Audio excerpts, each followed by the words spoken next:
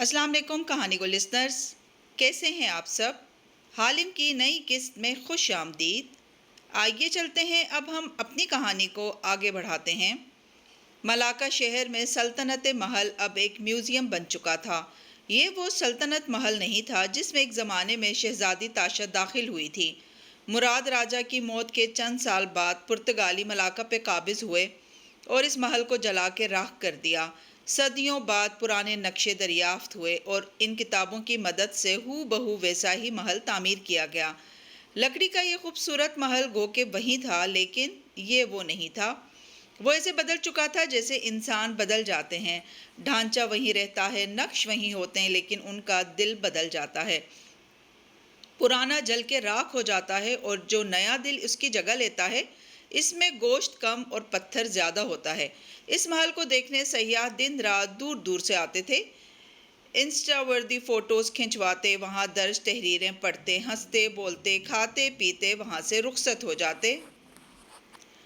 کچھ البتہ پچھلی طرف بنے احاطے میں بھی جاتے تھے جہاں گزشتہ سلاطین کی قبریں موجود تھیں۔ پتھریلی کتبوں والی یہ قبریں پرتگالیوں کی آگ سے محفوظ رہ گئی تھیں۔ وہاں 3-4 قطاریں بنی تھیں اور اپنے وقت کے طاقتور ترین حکمران ایک ہی صف میں ابدی نیند سو رہے تھے۔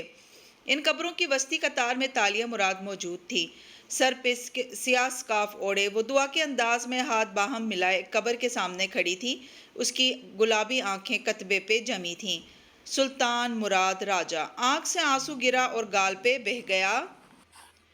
اس نے اپنے لمبے سیاہ کوٹ کی جیب میں ہاتھ ڈالا اور وہ قدیم طرز کا لفافہ نکالا۔ لفافے کے اندر سے خط نکالا اور وہ تحریر پھر سے پڑھنے لگی۔ اس کا باپ مر چکا تھا، اس کی قبر سامنے تھی، لیکن کسی اور دنیا میں اس کا باپ زندہ تھا اور وہ اس کا انتظار کر رہا تھا۔ اس نے بھیگی آنکھیں بند کیں، گرم آنسو گال پہ لڑکنے لگے۔ اس نے قبر پہ ہاتھ پھیرا۔ میرے آپ سے سارے گلے دور ہو چکے ہیں باپا، لیکن میں اب واپس نہیں جا سکتی کیونکہ میں نے آپ کو ہر صورت موت کے ہاتھوں کھو دینا ہے۔ وہ میری دنیا نہیں ہے، یہ میری دنیا ہے۔ تالیہ نے زندگی میں بہت سے غلط فیصلے کیے ہیں، اب بھی شاید کر رہی ہے، لیکن باپا میں اپنی دنیا نہیں چھوڑ سکتی۔ میری دعا ہے کہ آپ اپنی موت سے پہلے مجھے معاف کر دیں۔ میں نے آپ کا دل دکھایا تھا، لیکن میں خود بھی دکھی ہوں۔ وہ زیر لب بڑبڑا رہی تھی، آنسو تھوڑی سے نیچے گردن پہ ٹپک رہے تھے۔ اس احاطے کے باہر ایڈم اور داتن منتظر سے کھڑے اسے دیکھ رہے تھے۔ تالیہ کی ان کی جانب پشت تھی، دور سے وہ بس سر جھکائے کھڑی نظر آ رہی تھی۔ وہ دونوں ایک درخت کے ساتھ کھڑے اس کے منتظر تھے، دونوں خاموش تھے، دونوں اداس تھے۔ پھر داتن کھنکھاری، تالیہ واپس جانے کا تو نہیں سوچے گی؟ یہ ناممکن ہے داتن، وہ اپنے باپا کے خط کے بعد سے گلٹی ضرور ہیں، لیکن بے وقوف نہیں ہیں۔ دونوں کے درمیان خاموشی کا وقفہ آ گیا، پھر داتن گویا ہوئی، وہ فاتح کو چھوڑ رہی ہے، تم جانتے ہو، پھر بھی تم نے اس سے اب تک بات کیوں نہیں کی؟ ایڈم نے سن گلاسز اتارے اور مسکرا کے داتن کو دیکھا، اس کی آنکھوں میں زمانے بھر کی اداسی تھی۔ پہلے مجھے ڈر تھا کہ وہ میرا انتخاب نہیں کریں گی، لیکن اب بات انتخاب سے آگے نکل چکی ہے۔ یہ جو دل ہوتا ہے نا، اس میں ایک وقت میں ایک شخص سما سکتا ہے، اور جب تک وہ نہ نکلے کسی دوسرے کو اس میں داخل ہونے کی خواہش نہیں کرنی چاہیے۔ کیا تم اس کے دل سے فاتح کے نکلنے کا انتظار کرو گے؟ نہیں داتن، جس کے محبوب کے دل میں کوئی اور ہو اور پھر بھی اس کو پانے کے لیے جتن کرتا رہے، ایسا شخص ہمیشہ مغموم رہتا ہے۔ محبت کے لیے دودھ کی نہر کھودنا یا زہر کھانا آسان ہوتا ہے، جانتی ہو مشکل کیا ہوتا ہے؟ ایڈم اس کی طرف گھوما۔ وہ سرما کی دھوپ میں کھڑا تھا اور داتن چھاؤں میں۔ دھوپ اور سائے میں 3 قدموں کا فاصلہ تھا۔ داتن نے ماتھے پہ ہاتھ کا چھجا بنا کے اسے دیکھا، جس کے ارد گرد سے روشنی کی تیز شعاعیں نکل رہی تھیں۔ کیا مشکل ہوتا ہے؟ اس کی محبت سے موو آن کر کے آگے بڑھ جانا۔ کسی کو ان لو نہیں کیا جا سکتا، میں مانتا ہوں، لیکن اپنے دل کو اس کے خواہش سے خالی کیا جا سکتا ہے، نہیں کیا جا سکتا۔ مگر میں کرنے کی کوشش کروں گا، کیونکہ جب 2 لوگ ایک دوسرے سے محبت کرتے ہوں تو کسی تیسرے کو ان کے درمیان کی لکیر نہیں بننا چاہیے۔ ایڈم بن محمد میں اتنی سیلف اسٹیم ہے کہ وہ ٹھکرائے جانے کا انتظار کیے بغیر ہی اس تکون سے الگ ہو جائے۔ میں ان سے کچھ نہیں کہوں گا داتن، کیونکہ اب میں خود سے بھی محبت کرتا ہوں، اور اگر میں ان کے درمیان میں آیا تو ایڈم کو ایڈم کبھی معاف نہیں کر سکے گا۔ سیاہ لباس والی تالیہ اب قبروں کی قطار سے نکل کے ان کی طرف آ رہی تھی۔ وہ دونوں خاموش ہو گئے۔ وہ خط تہہ کرتے ہوئے آنکھیں رگڑتی احاطے سے باہر نکلی۔ ان کے پاس پہنچنے تک اس کی آنکھیں خشک ہو چکی تھیں۔ وہ خط کو پرس میں ڈالنے لگی کہ داتن نے اس کی طرف ہاتھ بڑھایا۔ کیا میں اس کا لفافہ رکھ سکتی ہوں؟ یہ اینٹیک ہے اور میرے کام آئے گا۔ نہیں، تالیہ نے سختی سے کہا اور خط اندر پرس میں ڈال دیا۔ یہ میرے پاس میرے باپا کی آخری نشانی ہے۔ داتن نے خفت سے کندھے اچکائے۔ Okay sorry. پھر گھڑی دیکھی؟ کہیں چل کے کھانا کھاتے ہیں۔ مجھے بھوک نہیں ہے، وہ مغموم سے انداز میں بولی۔ اس کی ناک ابھی تک سرخ پڑ رہی تھی۔ تالیہ، ہم تینوں آخری دفعہ ملاقہ ساتھ آ رہے ہیں۔ تم اگلے ہفتے ہمارا ملک چھوڑ کے چلی جاؤ گی۔ ہم پھر کب آ سکیں گے بلا؟ کم از کم آج کا دن یہ اداس شکل نہ بناؤ اور اچھی یادیں لے کر جاؤ۔ داتن قدرے خفگی سے بولی تو تالیہ جبراً مسکرائی اور اس بات میں سر ہلایا۔ وہ بھی ایڈم کی طرح دھوپ میں کھڑی تھی۔ اور یہ طے ہے کہ آپ اپنا ارادہ نہیں بدلیں گی؟ ایڈم نے بغور اسے دیکھا۔ نہیں، میں مزید اس ملک میں نہیں رہنا چاہتی، مجھے یہاں سے دور جانا ہے۔ کہا نا یہ کام نہیں کرتا، ایڈم نے ابرو اچکا کے کہا اور آگے بڑھ گیا۔ وہ گہری سانس لے کر اس کے ساتھ ہو لی۔ داتن ایک قدم پیچھے تھی۔ آج کے دن تم اپنا سارا وقت مجھے اور ایڈم کو دو گی تالیہ، داتن ساتھ چلتے ہوئے کہہ رہی تھی۔ آج کے دن تم اپنی آزادی کو انجوائے کرو گی۔ اگر فاتح سے دور جانے کا فیصلہ کیا ہی ہے تو اس کو برداشت بھی کرو۔ آج ہم فاتح کے بارے میں کوئی بات نہیں کریں گے۔ شیور، کون فاتح؟ شہزادی نے شانے اچکا کے کہا اور گیلی سانس ناک سے اندر کھینچی۔ داتن مسکرا دی۔ ایڈم نے البتہ اپنی مسکراہٹ چھپا لی تھی۔ چلتے چلتے تالیہ نے چہرہ اٹھا کے آسمان کو دیکھا جہاں آج ایک روشن دن نکلا تھا۔ پھر اس نے آنکھیں بند کر کے گہری سانس لی۔ ہاں، آج کے دن وہ نہ فاتح کی فکر کرے گی نہ اس کے بارے میں سوچے گی۔ آج کا دن وہ اپنے رنگ میں رہے گی۔ وہ سیاہ ہے اور اسے کسی دوسرے کو بچانے کی فکر نہیں کرنی چاہیے۔ وہ تینوں ایک ریسٹورانٹ میں داخل ہوئے اور ایک میز کے گرد رکھی 3 کرسیاں ایک ساتھ کھینچیں۔ پھر کرسیاں کھینچتے ہاتھ تینوں کے ایک ساتھ رکے۔ گردنیں اوپر ٹی وی اسکرین کی طرف اٹھیں، آنکھیں وہیں ساخت ہو گئیں جیسے ریسٹورانٹ میں دوسرے لوگوں کی ہو چکی تھیں۔ اسکرین پہ وان فاتح کا چہرہ دکھائی دے رہا تھا اور ساتھ چلتی خبر سب کو ہکا بکا کر گئی تھی۔ پردھان منتری ایک نئے مسئلے کا شکار۔ اسکرین پہ نظر آتی نیوز کاسٹر اسپاٹ چہرے اور روبوٹ مسکراہٹ کے ساتھ بتا رہی تھی۔ پردھان منتری وان فاتح بن رامزل کی 15,672 ای میلز انٹرنیٹ پہ جاری کر دی گئیں۔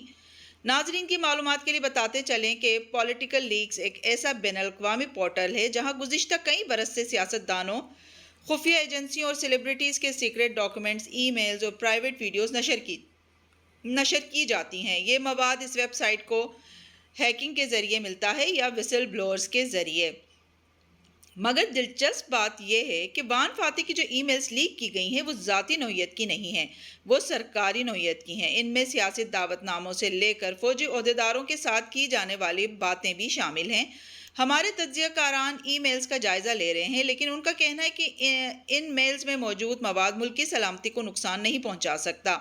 یہ وان فاتح کے پہلے دور حکومت سے متعلق ہے اور اس میں روٹین کے امور کی بات کی گئی ہے، لیکن نیوز کاسٹر نے وقفہ دیا، اگر یہ نقصان پہنچائیں گی تو صرف ایک شخص کو، وان فاتح کو۔ ایڈم بے یقینی سے اسکرین کو دیکھ کے بڑبڑایا۔ داتن نے تعجب سے اسے دیکھا۔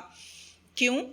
یہ ذاتی ای میلز نہیں ہیں اور وہ کہہ رہے ہیں نا کہ ان میں کوئی بہت خفیہ یا نازک باتیں نہیں کی گئیں اور یہ ان کے پہلے دور حکومت کی ہیں، تو ان کو نقصان کیوں پہنچائیں گی؟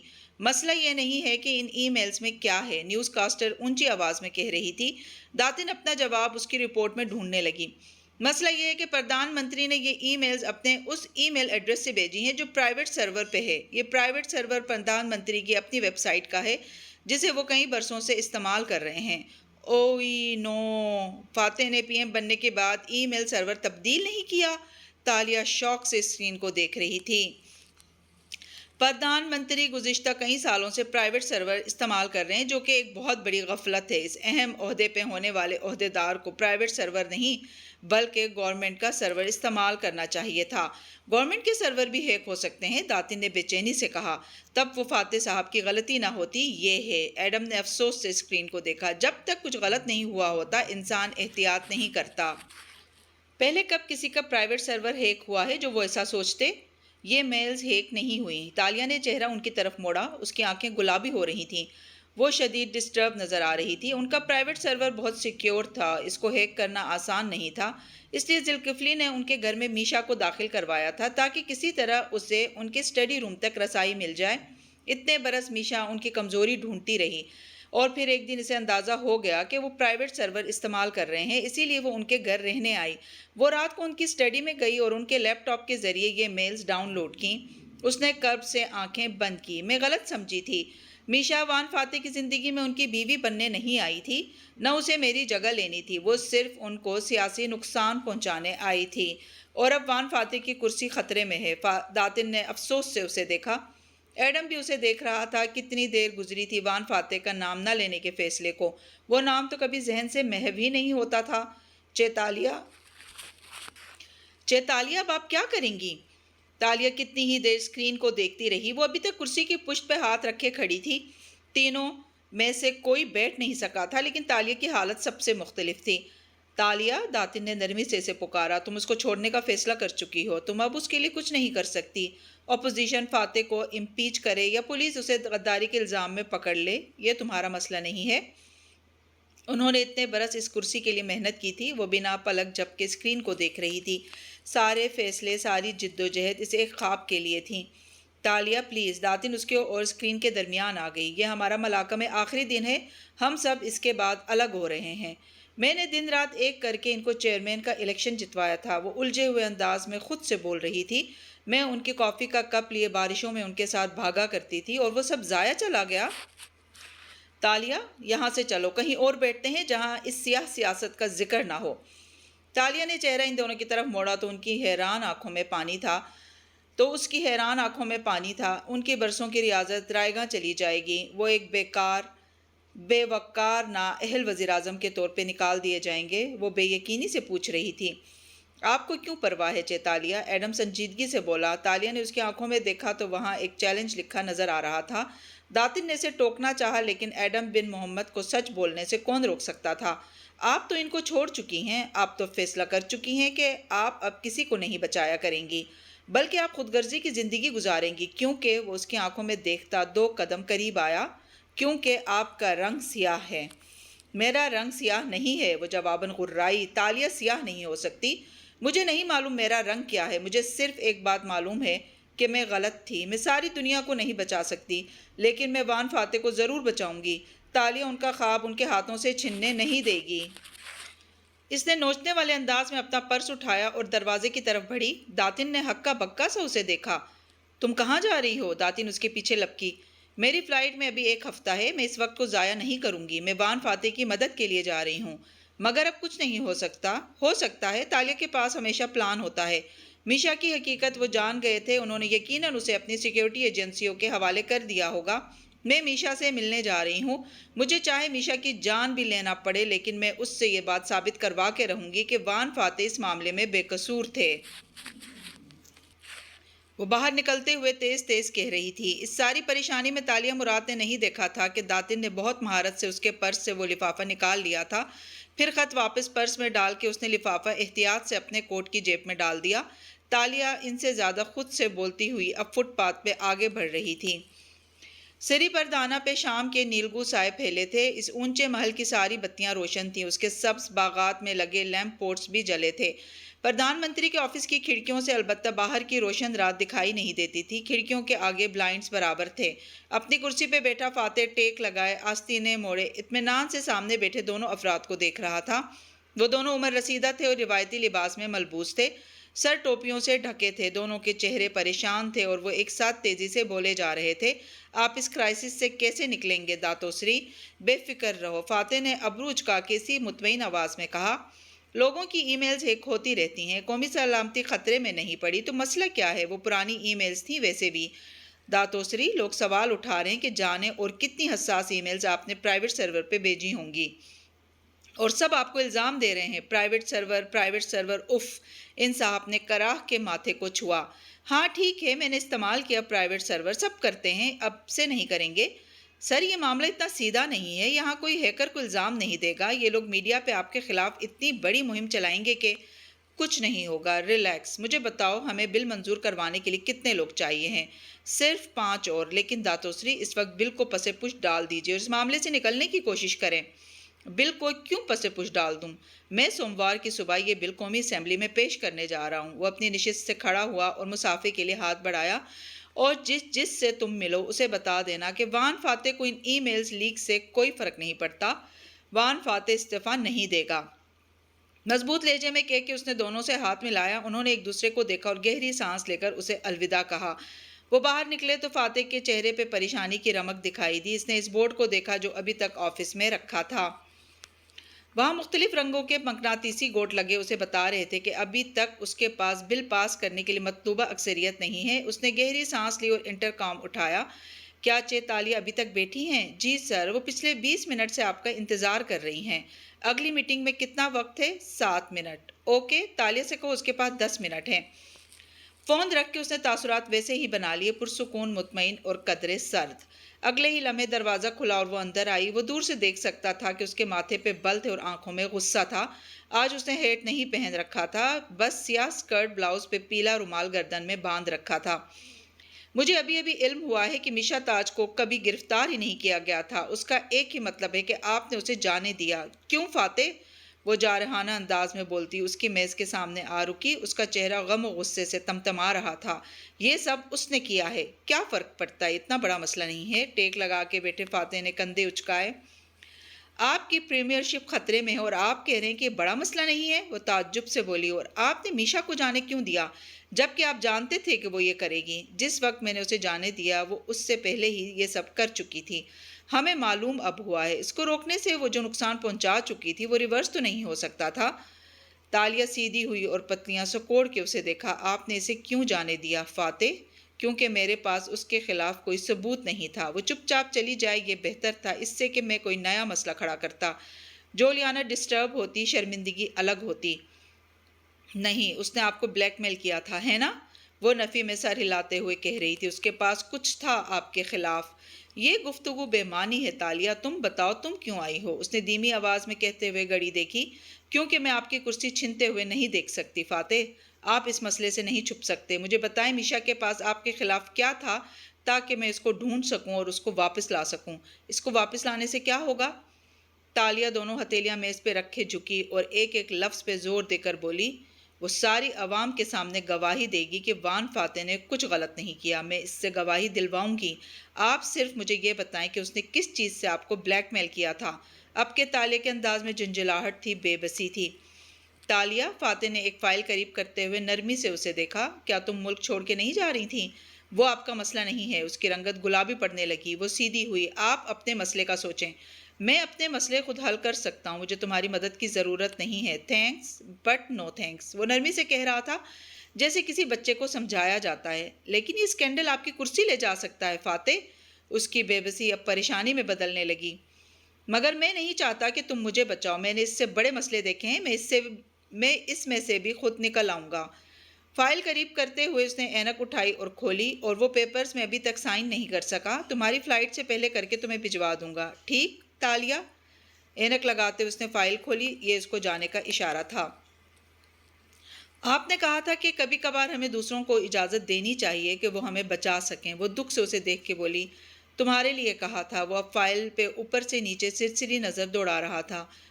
اس نے آپ کو کس کی وجہ سے بلیک میل کیا؟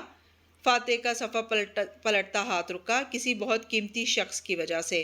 ایک گہری خاموشی نے اس کو اپنی لپیٹ میں لے لیا۔ میشا کی دھمکی خالی بھی ہو سکتی تھی۔ ہو سکتا ہے وہ صرف ڈرا رہی ہو سکتا ہے، لیکن میرے پاس خطرہ مول لینے کی گنجائش تک نہ تھی۔ وہ اب فائل کی طرف متوجہ ہو چکا تھا۔ تالیہ نے دھیرے سے نفی میں سر ہلایا۔ یہ طے تھا کہ وان فاتح اس کو اپنی مدد کرنے کی اجازت نہیں دے گا، اور جو اجازت نہ دے اس کی مدد کون کر سکتا ہے بھلا؟ وہ باہر نکلنے لگی تو اسی وقت ایک ڈھیلے سوٹ میں ملبوس نوجوان اندر داخل ہوا۔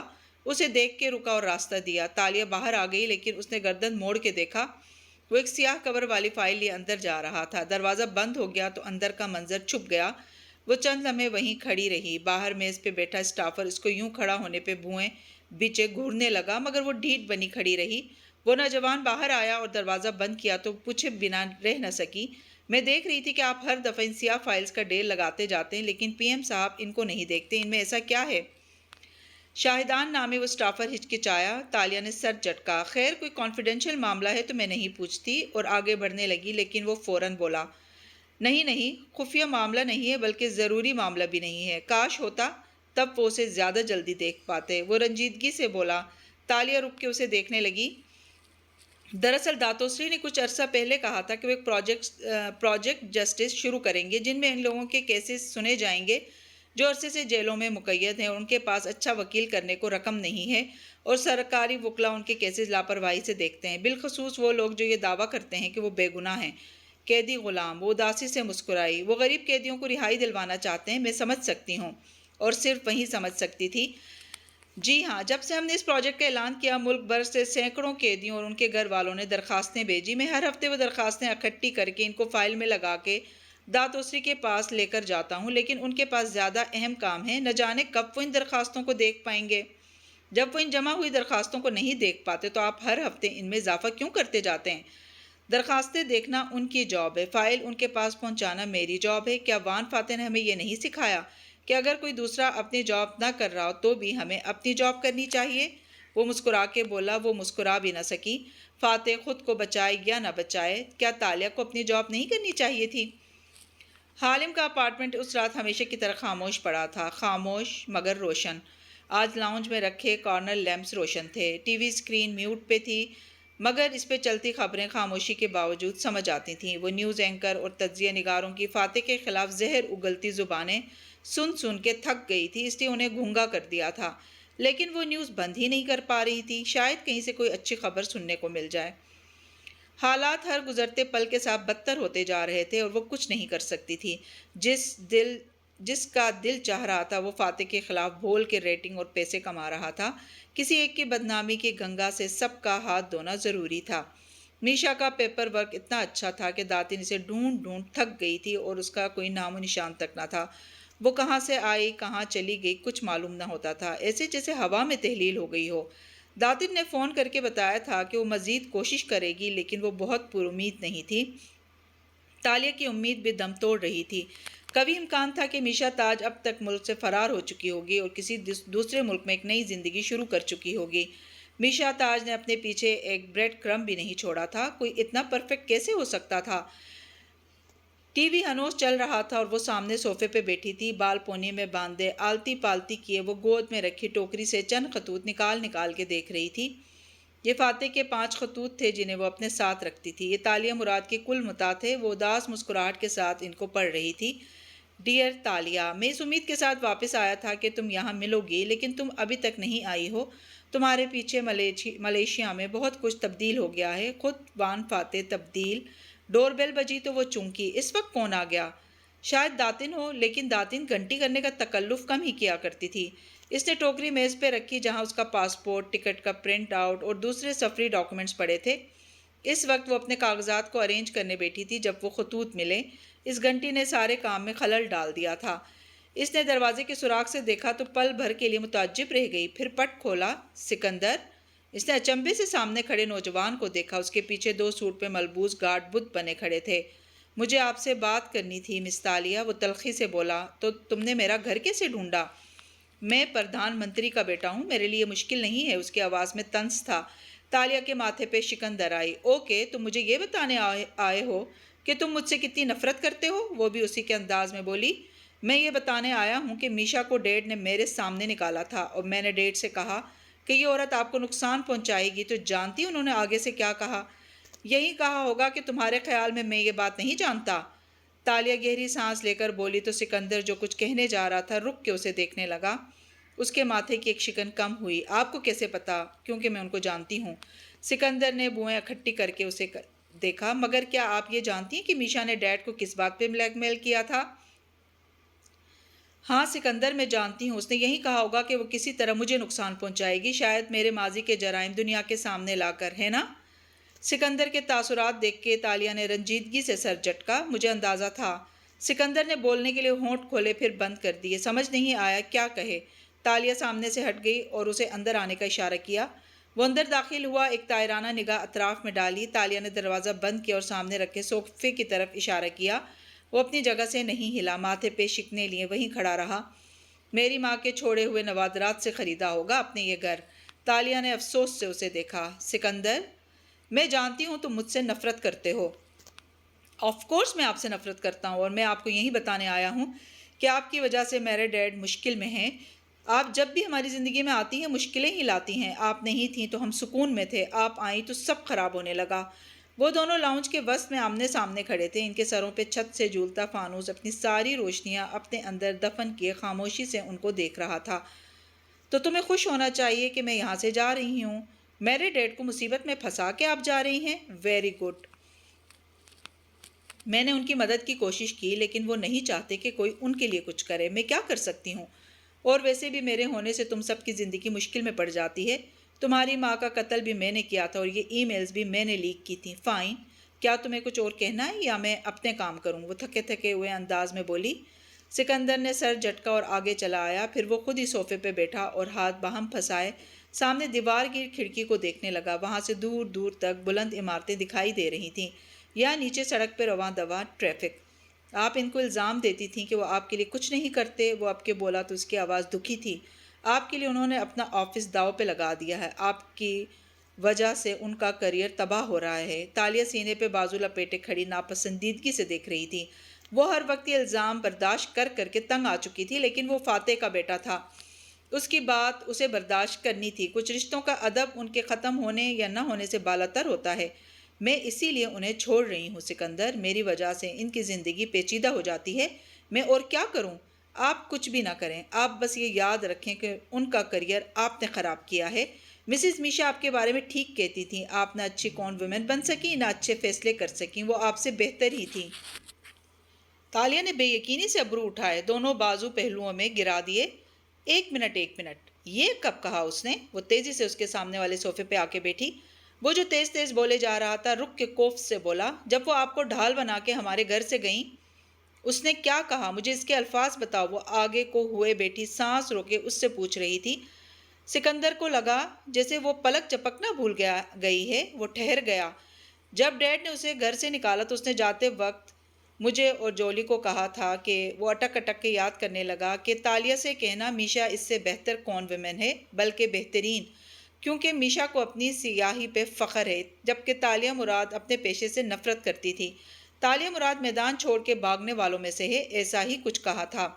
کیا اس نے واقعی یہ کہا؟ وہ متعجب سے اسے دیکھ رہی تھی۔ سکندر نے ناگواری سے اسے دیکھا۔ میں آپ کو یہاں میشا تاج کے پیغامات دینے نہیں آیا، بلکہ یہ احساس دلانے آیا ہوں کہ آپ کی وجہ سے، میری وجہ سے سارے مسئلے ہو رہے ہیں، وغیرہ وغیرہ، مجھے پتہ ہے۔ وہ تیزی سے بولی۔ اس کی آنکھیں چمکنے لگی تھیں۔ لیکن کیا اس نے واقعی یہ کہا؟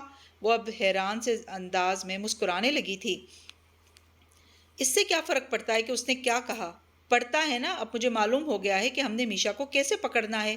سکندر نے بے یقینی سے اس کو دیکھا۔ کیا مطلب؟ چند لمحے کے لیے بالکل گنگ ہو گیا۔ اس کو پکڑ کے کیا یہ بات ثابت کی جا سکتی کہ ای میلز لیک ہونے میں ڈیڈ کا قصور نہیں تھا؟ ایک دفعہ ہم اس کو پکڑ لیں تو ہم اس سے کچھ بھی کہلوا سکتے ہیں، لیکن تمہیں میری مدد کرنی ہوگی۔ سکندر کے ماتھے پہ شکنیں ابھری۔ میں آپ کی مدد کیوں کروں گا؟ دیکھو سکندر، تم میرے پاس صرف اس لیے آئے ہو کیونکہ تمہیں معلوم ہے کہ اگر تمہارے ڈیڈ کو اس کرائسس سے کوئی نکال سکتا ہے تو وہ میں ہوں، اس لیے مجھ سے جتنا خفا ہونا ہے وہ بعد میں ہو لینا۔ تالیہ کو کوئی فرق نہیں پڑتا، فی الحال میری مدد کرو، ہم نے میشا کی پروفائل تیار کرنی ہے۔ ہاں، میں اور میری دوست لیانا۔ تالیہ موبائل پہ نمبر ملاتے ہوئے اٹھ کھڑی ہوئی۔ وہ بھی آپ کی طرح لوگوں کے گھر میں چوریاں کرتی ہے؟ تالیہ نے فون کان سے لگاتے ہوئے اسے دیکھا۔ نہیں، وہ بنا تکلیف دیے قتل کرنے میں بھی ماہر ہے۔ سکندر سر جھٹک کے منہ میں کچھ بڑبڑایا۔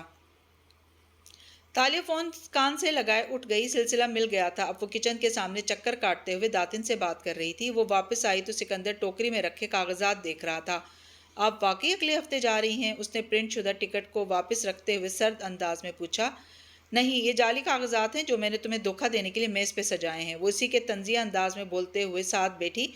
سکندر خاموش ہو گیا۔ وہ اب فون پر کچھ دیکھ رہی تھی۔ آپ میشا کو کیسے پکڑیں گی؟ کچھ دیر بعد وہ کھنکھارا۔ تالیہ نے جواب نہیں دیا، فون دیکھتی رہی۔ اس نے بے چینی سے پہلو بدلا۔ میشا کی باتوں میں اتنا خاص کیا تھا؟ اس نے پھر پوچھا۔ میشا کو ہم اس لیے نہیں ڈھونڈ پا رہے تھے کیونکہ اس کی ہر بات اس کے رول کا حصہ تھی۔ میری حمایت کرنا یا مجھے اچھی نصیحت کرنا سب دھوکہ تھا، لیکن وہ مسکراتے ہوئے فون سکرین پہ بٹن دبا رہی تھی۔ اس نے اپنا راز کھلنے کے بعد جو بھی کہا وہ اس کا سچ تھا۔ اس نے کہا کہ وہ آپ سے بہتر ہے۔ نہیں، اس نے کہا کہ وہ بہترین ہے۔ تمہیں معلوم ہے آج تک تالیہ مراد کسی کون گیم کے دوران کیوں نہیں پکڑی گئی؟ کیونکہ تالیہ کا ماننا تھا کہ بہترین کون گیم وہ ہوتا ہے جس میں خود ٹارگٹ کو بھی اپنے لوٹے جانے کا علم نہ ہو سکے۔ میں جب کون گیمز کھیلتی تھی تو لوگ مجھے حالم یعنی انویسٹیگیٹر کے طور پہ ہائر کرتے تھے۔ میں کبھی ولن بن کے نہیں بھاگتی تھی جیسے میشا بھاگی۔ لوگ مجھے خود پیسے دیتے تھے اور برسوں میرے مشکور رہتے تھے۔ تالیہ آج تک اس لیے نہیں پکڑی گئی کیونکہ وہ لوگوں کو جتاتی نہیں تھی کہ وہ بہترین ہے۔ اسے معلوم تھا کہ وہ بہترین ہے اور اسے اپنی اس بات پہ فخر نہ تھا۔ جانتے ہو تالیہ کیسے پکڑی گئی؟ کیسے؟ وہ غور سے اسے دیکھ رہا تھا۔ اپنے ویک لنک سے۔ ہر زنجیر میں ایک کمزور کڑی ہوتی ہے۔ میری کمزور کڑی تھی عزت حاصل کرنے کی خواہش، اور اس خواہش کے پیچھے میں نے اپنی سیاہی کو خود سے علیحدہ کیا اور ایک صاف ستھری زندگی کو چنا۔ وہی زندگی مجھے لائم لائٹ میں لے آئی اور ایک دن پروزیکیوٹر احمد نظام نے مجھے گھیر لیا۔ اگر میں اپنی خواہش کے پیچھے نہ بھاگتی تو میں کبھی پکڑی نہ جاتی۔ اور میشا؟ وہ اب دھیان سے اسے سن رہا تھا۔ لاؤنج کے کارنر لیمپس کی زرد روشنی میں وہ اس تیز تیز بولتی لڑکی کو سانس روکے سن رہا تھا۔ میشا کے خیال میں وہ تالیہ کی طرح میدان چھوڑ کے بھاگنے والوں میں سے نہیں ہے۔ وہ تمہارے گھر سے بھی فرار ہو سکتی تھی، لیکن وہ اس وقت تک نہیں گئی جب تک فاتح نے اسے پکڑ نہ لیا۔ میشا خود پکڑے جانا چاہتی تھی، اس لیے اس نے ان کو بلیک میل کرنے کا پلان بھی بنا رکھا تھا۔ وہ کیوں پکڑے جانا چاہتی تھی؟ کیونکہ میشا نے 2 سال تک ایک کون گیم کھیلا تھا۔ 2 سال سکندر! اسے اس اداکاری کے لیے تعریف چاہیے تھی۔ وہ فاتح کو ان کے منہ پہ بتانا چاہتی تھی کہ اس نے ان کو دھوکہ دیا۔ میشا کو کون گیم کا پہلا اصول یاد نہیں رہا جس میں سکھایا جاتا ہے کہ بہترین دھوکہ وہ ہوتا ہے جو کبھی نہ کھلے، بلکہ برسوں بعد بھی ٹارگٹ اس سب کو یاد کرے تو اسے لگے یہ اس کا اپنا ہی آئیڈیا تھا۔ میشا چاہتی ہے کہ کسی فلم کی طرح آخر میں وہ اپنے ٹارگٹ کے سامنے انکشاف کرے اور اس کے چہرے کے تاثرات دیکھے۔ جانتے ہو کون لوگ ایسا کرنا چاہتے ہیں؟ ایکٹرز اور جادوگر۔ وہ اسٹیج پر پرفارمنس دے کر تالیوں کے منتظر ہوتے ہیں۔ میشا کو بھی تالیاں چاہیے ہیں اور اسے پکڑنے کے لیے ہم اسے وہی دیں گے جو اسے چاہیے۔ مگر آپ ایک کون ویمن کو کون کیسے کریں گی؟ اسے خواب دکھا کے۔ خوابوں کا فریب جان لیوا ہوتا ہے۔ ایک زمانے میں تالیہ اس شہر کی بہترین کون آرٹسٹ تھی۔ میشا وہی بننا چاہتی ہے۔ اس نے اتنا بڑا کام کیا ہے، اس نے پردھان منتری کو کون کیا ہے، وہ یہ ملک نہیں چھوڑے گی۔ وہ مسکراتے ہوئے نفی میں سر ہلاتے ہوئے کہہ رہی تھی۔ اس کا ریٹ بڑھ جائے گا، لوگ اسے ہائر کریں گے۔ میشا کی کمزور کڑی اس کی انا ہے، اسے اپنی دنیا میں نام کمانا ہے۔ مگر لوگ اسے کیسے ہائر کریں گے؟ اس کو تو تلاش کرنا ناممکن ہے، کیونکہ ہم اس کا اصلی نام نہیں جانتے، لیکن چونکہ وہ تالیہ مراد سے بہتر بننا چاہ رہی ہے، اس لیے اس کے پاس اپنے کلائنٹ سے رابطہ کرنے کا کوئی طریقہ ضرور ہوگا، جیسے تالیہ کے پاس تھا۔ Dark web. ڈارک ویب وہ میدان ہے جسے تالیہ نے چھوڑ دیا تھا۔ ہم اسے ڈارک ویب پہ ڈھونڈیں گے، جہاں ہیکر سے لے کر کرائے کے قاتلوں تک نے اپنے اپنے پیج بنا رکھے ہیں۔ تھوڑی دیر بعد لاؤنج کی روشنیاں تیز ہو گئیں اور کھڑکی کے آگے پردے ڈال دیے گئے۔ اب سامنے والے صوفے پہ داتن بیٹھی تھی اور لیپ ٹاپ کے کی بورڈ پہ انگلیاں چلا رہی تھی۔ گاہے بگاہے ایک ٹیڑھی نگاہ اس لڑکے پہ بھی ڈالتی جو اس کے مقابل بیٹھا تھا۔ ڈارک ویب پہ کسی کانٹریکٹ کرمنل کی لوکیشن تلاش کرنا ناممکن ہے، لیکن مختلف فورمز پہ لوگوں نے مختلف کانٹریکٹرز کو ریویوز دے رکھے ہوتے ہیں۔ داتن سکرین پہ انگلی پھیرتے ہوئے بتا رہی تھی، میشا نہ ہی ہیکر ہے نہ قاتل، وہ گرفٹر ہے۔ ان فورم سے میں نے کیل میں کام کرنے والے 25 گرفٹرز کی پروفائلز تلاش کی ہیں۔ ان میں سے عورتیں کتنی ہیں؟ سکندر تیزی سے بولا۔ تالیہ اس وقت